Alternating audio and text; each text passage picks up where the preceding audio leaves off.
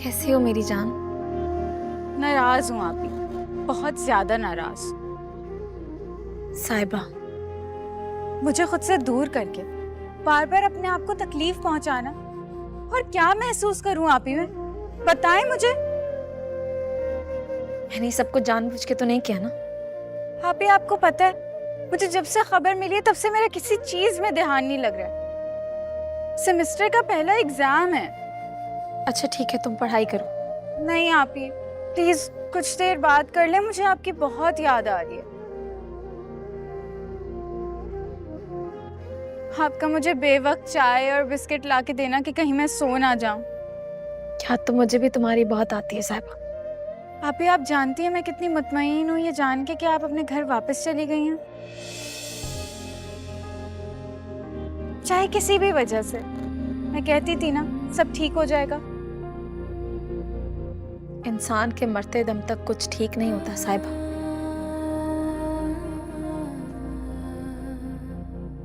जिंदगी एक इम्तिहान है। आप एक मंजिल पार कर लो तो पता चलता है कि पुलिस से रात तो आगे आपका इंतजार कर रहा है।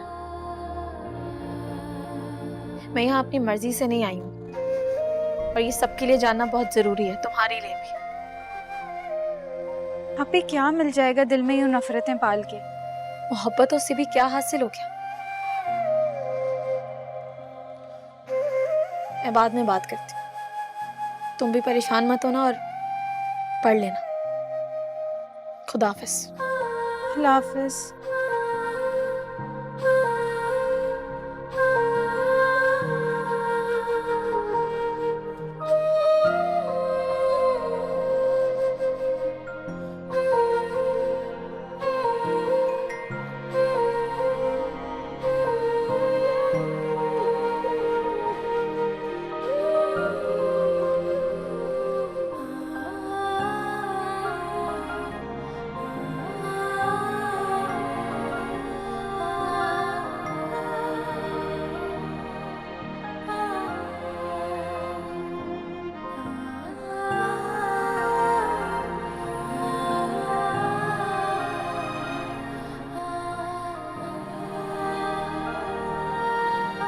समझती क्या हो तुम खुद को? किसने हक दिया तुम्हें बार बार इस बच्चे की जिंदगी से खेलने का? अकेली रहना चाहती हो ना तुम, रहो अकेले, लेकिन मेरे घर में चल के रहो। आई मेक श्योर कि तुम वो अकेली हो। मैं कातिल हूं, चलो मान लेता हूं मैं कातिल हूं, तो तुम क्या हो जो बार बार एक मासूम बच्चे की जिंदगी को खतरे में डाले चली जा रही हो सिर्फ अपनी जिद की वजह से? मेरे बर्दाश्त की हद यहीं तक थी। अगर मैं बुरा हूं ना तो बेहतर है कि मैं बोल के बुरा बन जाऊं।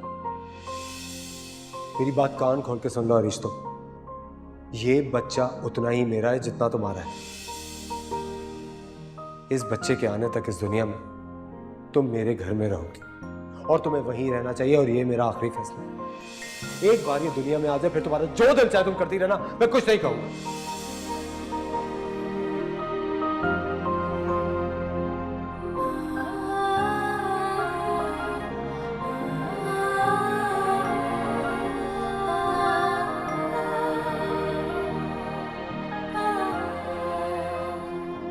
तुम कह रही हो अरीज कि तुम्हें अपनी जिद में एक दफा भी अपने होने वाले बच्चे का ख्याल आया? बाप से महरूम कर दोगी उसे, बांट दोगी, दुनिया में आने से पहले उसकी खुशियों का बंटवारा कर दोगी। किसके लिए? किसी तीसरे के लिए? उस सिकंदर के लिए जिसका मकसद तब भी तुम्हें तकलीफ देना था और आज भी तुम्हें तकलीफ देना है, जिसकी जिंदगी का मकसद शायद सिर्फ अपने भाई को नीचा दिखाना है।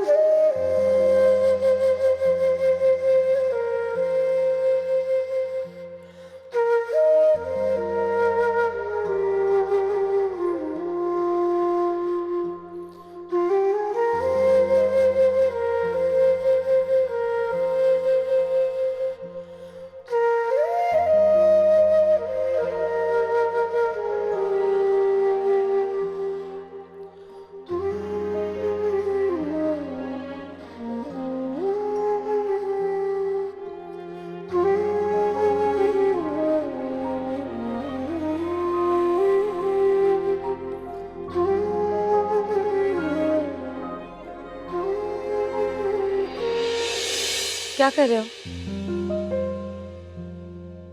कुछ नहीं, वो मैं ये मेडिसिन और प्रिस्क्रिप्शन रखने आया था, दवाइयाँ टाइम से खा लेना। और कुछ? और आई एम सॉरी, उस दिन शायद मैं कुछ ज्यादा बोल गया था। और अब तुम शर्मिंदा हो? नहीं, शर्मिंदा बिल्कुल नहीं,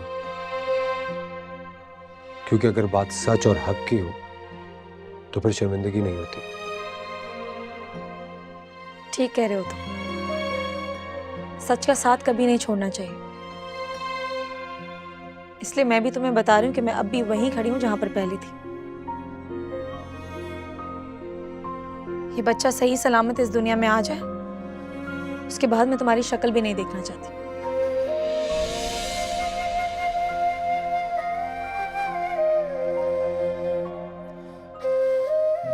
चली जाऊंगी इस घर से। अरे जिस वक्त तुम मुझको मजलूम और खुद को जालिम साबित करने में लगी, अगर तुम इसमें खुश हो तो मैं इसमें बहुत खुश हूं, क्योंकि सिर्फ तुम्हारी जिद को तस्कीन पहुंचाने के लिए आने वाले दिनों तक मैं तुम्हारी हाँ में हाँ नहीं मिला सकता। और वैसे भी तुम्हें मुझ में मैं कहां दिखता हूं? तुम्हें तो सिर्फ सिकंदर का भाई दिखता है।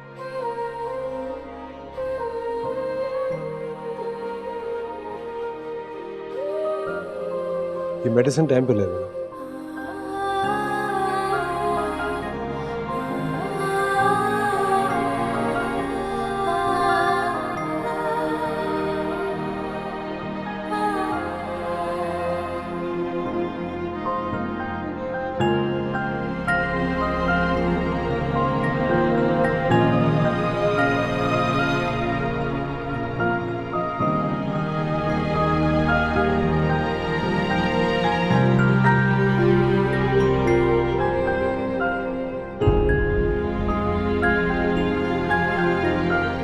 या अल्लाह मेरे बच्चे की परेशानियां दूर कर दे मेरे भाई।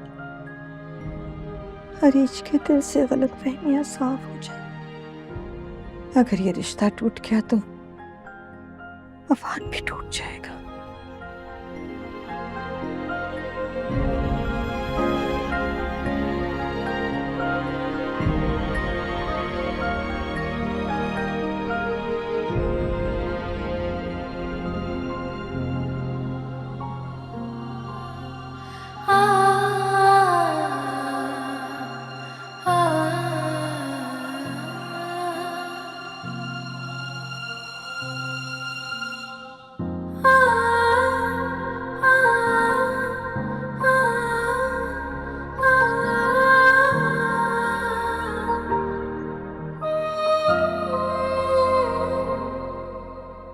अरीज बेटे, खुद क्यों कर रही हो? जैनब को आवाज देती, वो लेके जाती ऊपर। जैनब, नहीं, मैं ले जाऊंगी।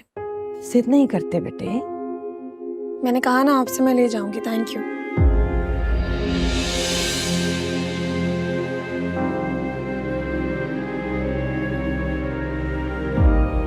अस्सलाम वालेकुम। वालेकुम अस्सलाम बेटे, जीते रहो, खुश रहो।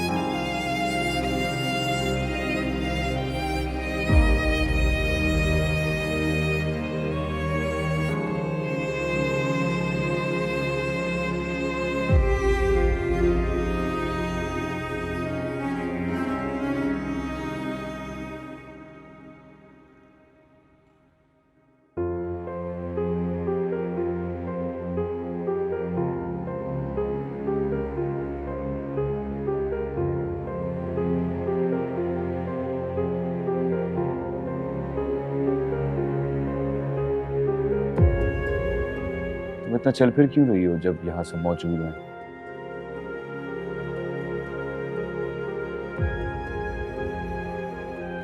नाश्ता कर लिया तुमने?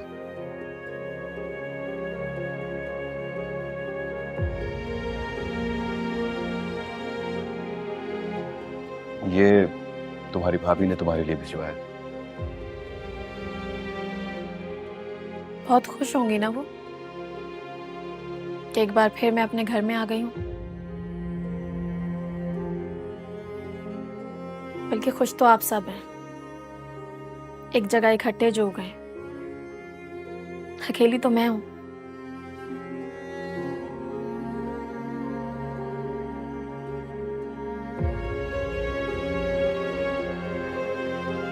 अरीज, तुम्हारी गलतफहमियां इस वक्त तुम्हें अकेलेपन में डाल रही हैं। नजर उठाकर देखोगी तो चारों तरफ तुम्हें अपने ही नजर आएंगे। मुबारक हो आपको, आपने अफान का ऑफिस एक बार फिर ज्वाइन कर लिया।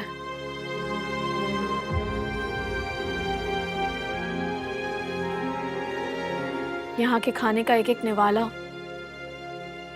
पानी का एक एक घूंट जहर बनकर उतरता है मेरे गले में। इतना काफी है मेरे लिए। कातिल के पैसों से ली हुई चीजें मैं कबूल नहीं कर सकती। बस भी कर दो। शौहर है वो तुम्हारा, बेकसूर है वो दोस्त थी मेरी, वो भी बेकसूर थी। किस लिए चुप करवा दिया गया उसे? सिर्फ इसलिए कि आफान अपनी झूठी खुशी बनाए रखे और मुझे कभी ना पता चल सके कि वो सिकंदर का भाई है। जिस सतह पर इस वक्त तुम्हारी नजर ठहरी हुई है ना अरीज, ये मामला से कहीं ज्यादा गहरा है।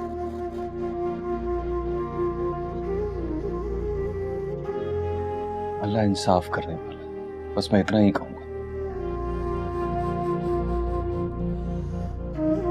अपना ख्याल रखना।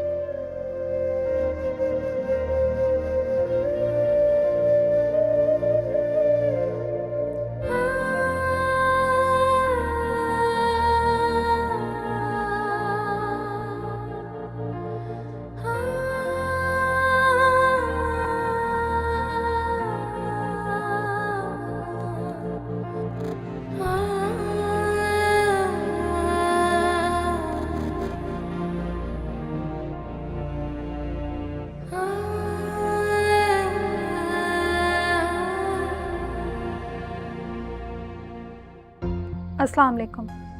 मेरा नाम ताहिरा सलीम है और ये वीडियो मैं अपने पूरे होशो आवाज़ में बना रही हूँ। मैं कराची के मशहूर इंडस्ट्रियलिस्ट सिकंदर वजाहत के दफ्तर में जॉब करती थी। मैं ना सिर्फ उनकी एम्प्लॉय थी, बल्कि मेरा नाम उन कई लड़कियों की फहरिस्त में आ चुका है जिनको उन्होंने हरास करने की कोशिश की। वो शख्स सिर्फ किसी एक लड़की के लिए नहीं, बल्कि पूरे मुआशरे के लिए खतरा है। न जाने कितनों का हक मारा है, कितनों को बेघर किया और कितनों की आबरू को रेजा रेजा किया है। और यहाँ तक कि मेरे दफ्तर छोड़ने पर भी मुझे धमकाया गया है। मैं अपील करती हूँ कि ऐसे लोगों को सख्त से सख्त सजा दी जाए और मैं उम्मीद करती हूँ कि मेरी इस वीडियो के बाद वो कई लड़कियां सामने आए जिनकी जिंदगियां उसने बर्बाद की। अब चाहे मुझे इसके बाद कहीं काम मिले या ना मिले, लेकिन ऐसे लोगों का सामने आना बहुत जरूरी है। मर्दों के इस मुआशरे में सिर्फ एक आवाज ही तो है हमारे पास, और मेरी एक कोशिश है कि मेरी आवाज दब जाने से पहले आप लोगों तक पहुंच जाए।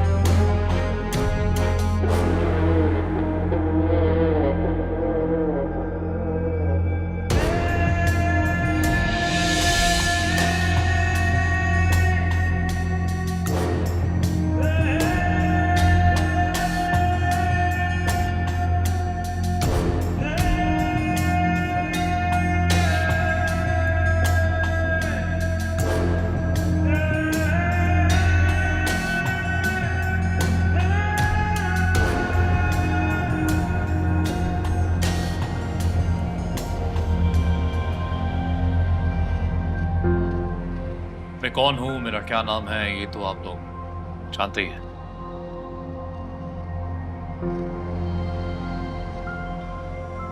पर मैं उनमें से नहीं जो अपने नाम या अपने मकाम का इस्तेमाल करके कोई गलत काम करे।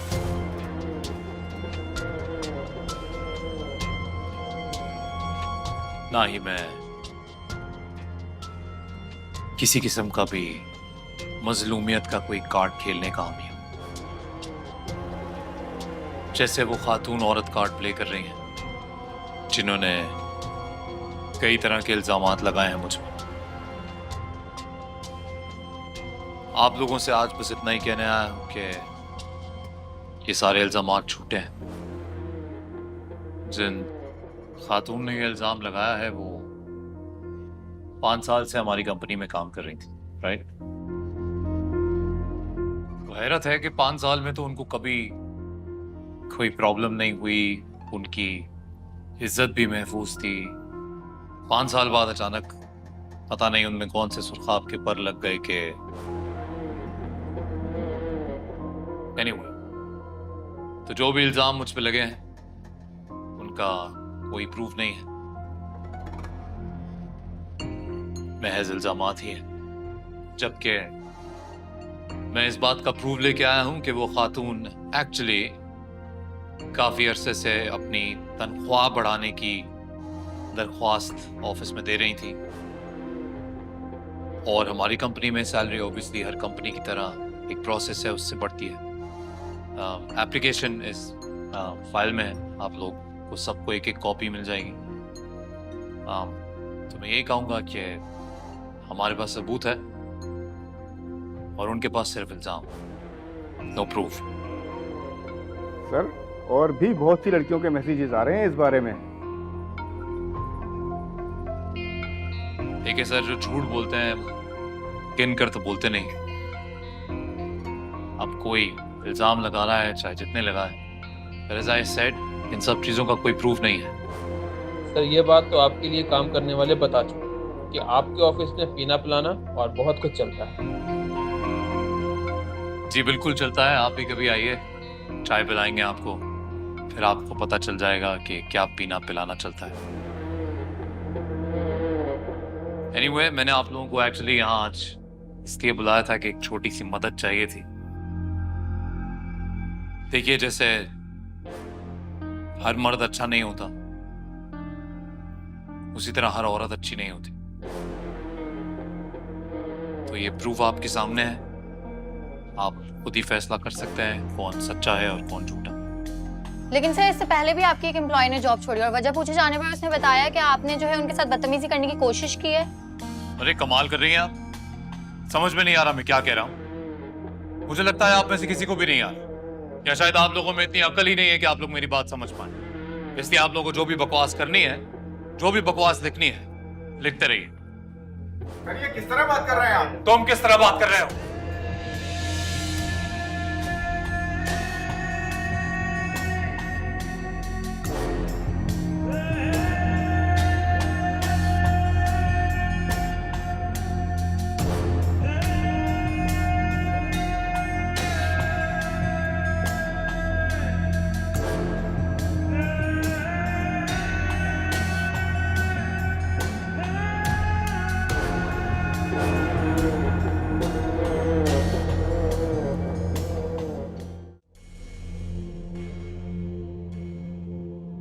आफान, तुम्हारे लिए खाना लगा दूं? नहीं, मैं अरीश के साथ खा लूंगा। मगर वो तो कब से सो चुकी है। सो चुकी है? पता नहीं उसने अपनी दवाइयां ली हैं या नहीं।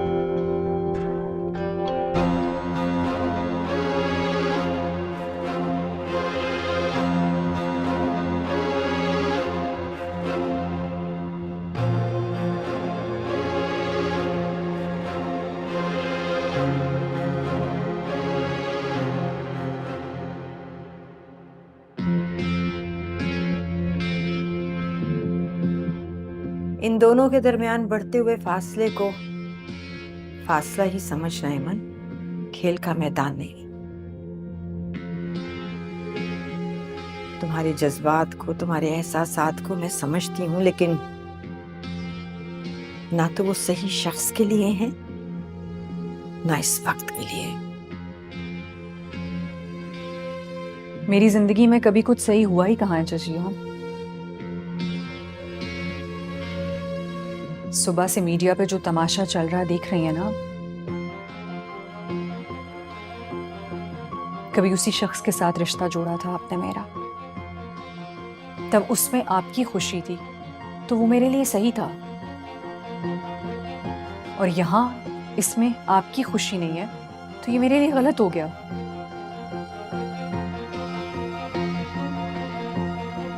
आपने मुझे समझने की कभी कोशिश ही नहीं की।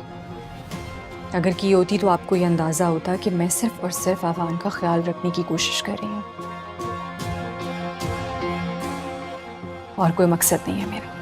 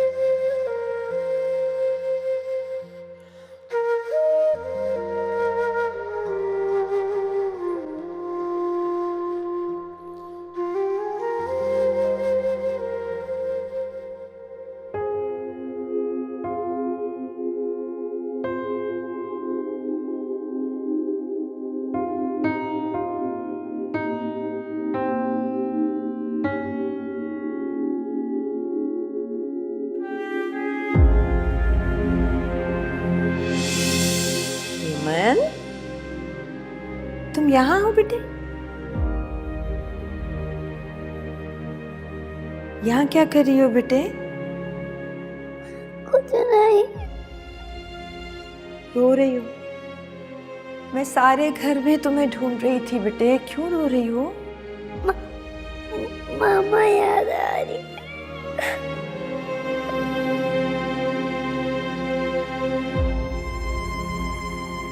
मैं आपकी मामा तो नहीं हूँ बेटे, लेकिन मामा जैसी हूं ना, तो जब मामा याद आया करे ना, मेरा हाथ पकड़ लिया करो, देखना सब ठीक हो जाएगा।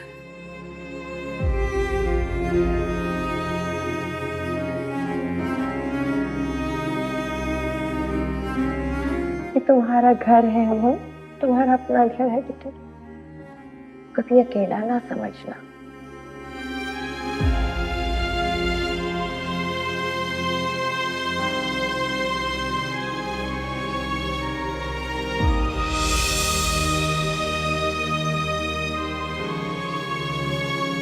मेरी जिंदगी में कभी कुछ सही हुआ ही कहाँ है जजिया।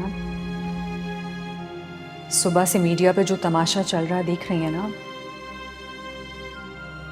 कभी उसी शख्स के साथ रिश्ता जोड़ा था आपने मेरा, तब उसमें आपकी खुशी थी तो वो मेरे लिए सही था, और यहाँ इसमें आपकी खुशी नहीं है तो ये मेरे लिए गलत हो गया। आपने मुझे समझने की कभी कोशिश ही नहीं की। अगर की होती तो आपको ये अंदाजा होता कि मैं सिर्फ और सिर्फ आवान का ख्याल रखने की कोशिश कर रही हूँ, और कोई मकसद नहीं है मेरा।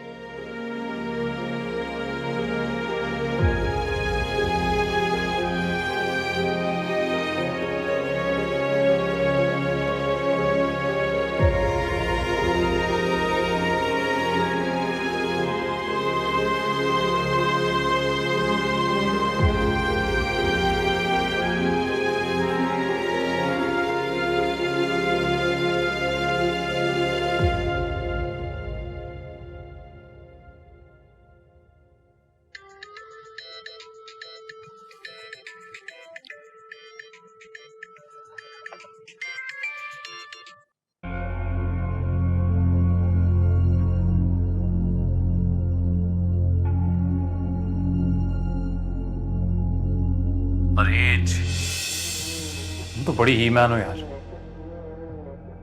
पता है मेरे साथ खेल खेल के तुम भी खिलाड़ी बन रही हो। आज अच्छा लगा तुम्हें देख के। पता है उस लड़की को भी देख रहा था ना जब, तो पता नहीं क्यों उसमें तुम ही दिख रही थी मुझे। शायद तुम्हारी बदतमीजी याद आ रही थी, वो अदालत में दी हुई तुम्हारी दलीलें याद आ रही थी। पता है जुर्रत वो कर रही थी, लेकिन हिम्मत ऐसा लग रहा था तुमसे मिली है उसे। वैसे क्या फायदा हुआ, घूम फिर के तुम वहीं आ गई। क्या मिला? इससे तो अच्छा था ना मेरे पास रहती, मेरे साथ रहती, ऐश करती। क्या कहती हो? बकवास बंद।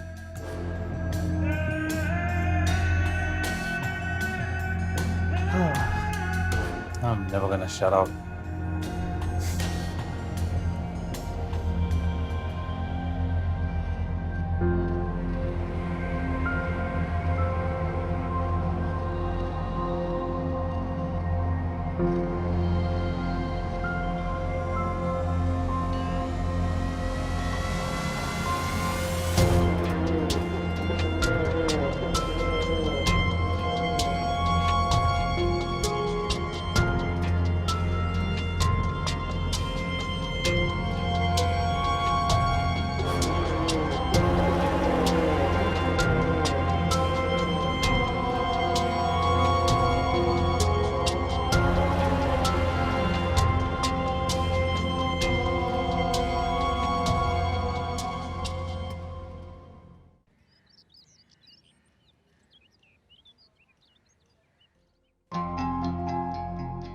सामान पैक हो गया? जी सर।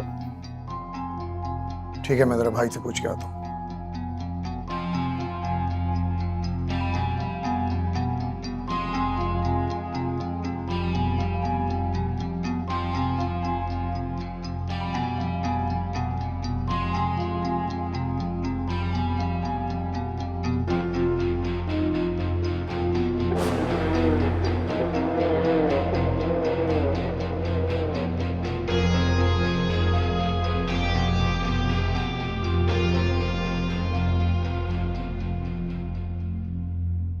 भाई अगर आप एक दफा देख लेते तो। जरूरत नहीं है, तुम्हारा ही आइडिया था ना।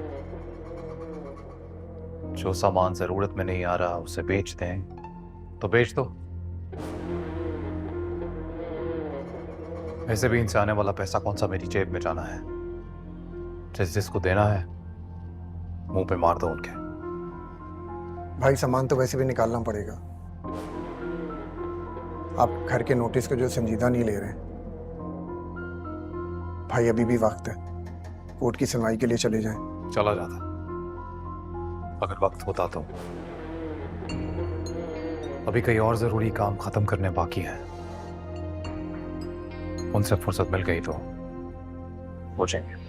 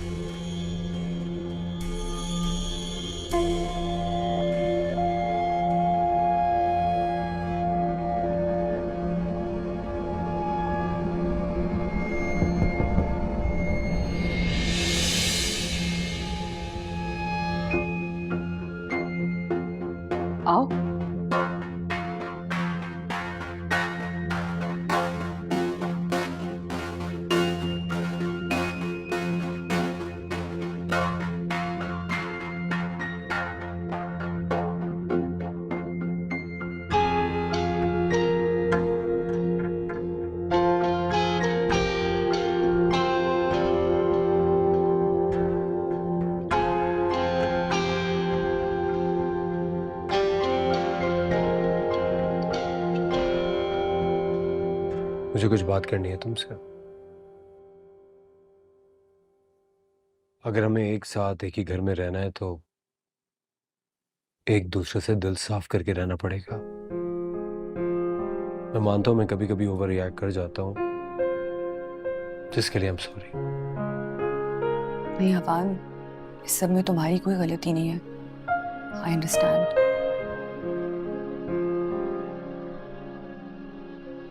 और रही बात दिल की, तो अगर मेरा दिल साफ नहीं होता तो मैं मरे हुए लोगों की असलियत सामने ले आती। कहना क्या चाह रही हो तुम? मुझे इस बात का पूरा यकीन है कि तुम्हारी कंपनी के जो फाइनेंशियल डॉक्यूमेंट्स लीक हुए हैं उसके पीछे नाज़िश का हाथ था। क्या कह रही हो तुम? अफान, मुझे पता है वो इस दुनिया में नहीं है और मरे हुए लोगों के बारे में इस तरह से बात नहीं करनी चाहिए। मगर जब वो अरीद से मिलने इस घर में आई थी तो जैसे वो घर के कोने कोने को देख रही थी, मुझे उसी वक्त यकीन हो गया था। देखो अफान, अगर तुम मेरी तरफ से अपना दिल मुतमईन नहीं करोगे, मुझ पर ट्रस्ट नहीं करोगे, तो मैं इस घर में मुजरिम बनकर रह जाऊंगी। मुझे पता है कि मैंने तुम्हारे साथ बहुत बुरा किया, तुम्हें मेरी वजह से बहुत तकलीफ पहुंची है। पता नहीं मैं क्या बनने की कोशिश कर रही थी। शायद मुझे एक दोस्त बनकर ही रहना चाहिए था, तो ना तुम अकेले पड़ते हो ना मैं।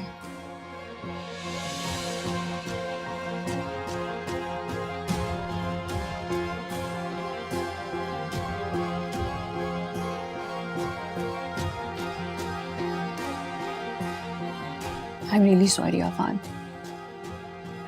मैं अरीश के बारे में कुछ भी नहीं कहूंगी क्योंकि मुझे पता है कि वो तुम्हारे लिए क्या बन चुकी है।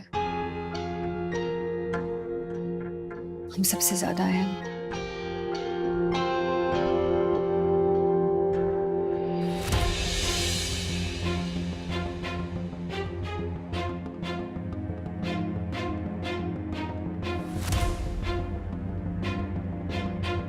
हेमन, तुम मेरे लिए और इन तमाम घर वालों के लिए उतनी ही अहम जितनी वो है। मेरी कोई हैसियत नहीं है, ना पहले थी ना अब है। क्यों करती उस तरह की बातें तुम?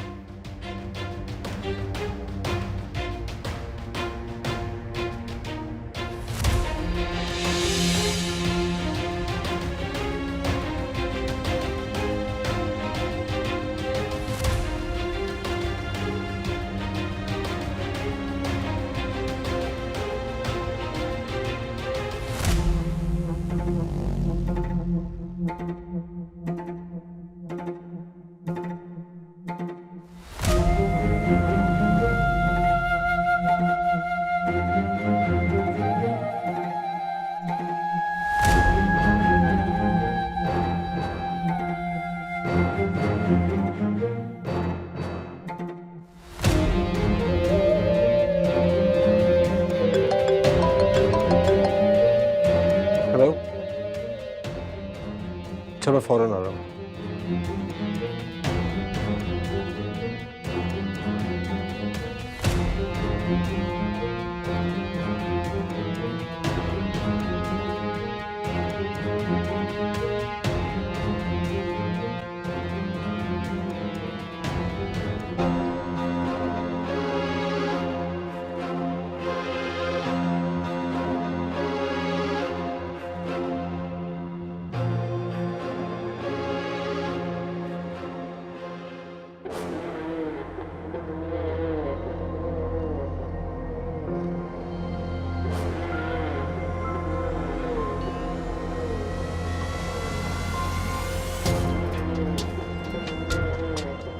Is this a joke?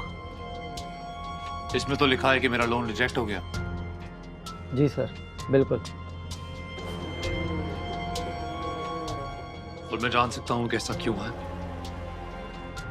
वजूहात आप हमसे बेहतर जानते हैं। अच्छा, पर मुझे लगता है तुम ही बता दो, क्योंकि यहीं इसी जगह बैठकर बाद में माफी भी तुम ही मांगोगे। मज़ीद तफसीलात आपको हमारे मैनेजर बताएंगे। प्लीज़।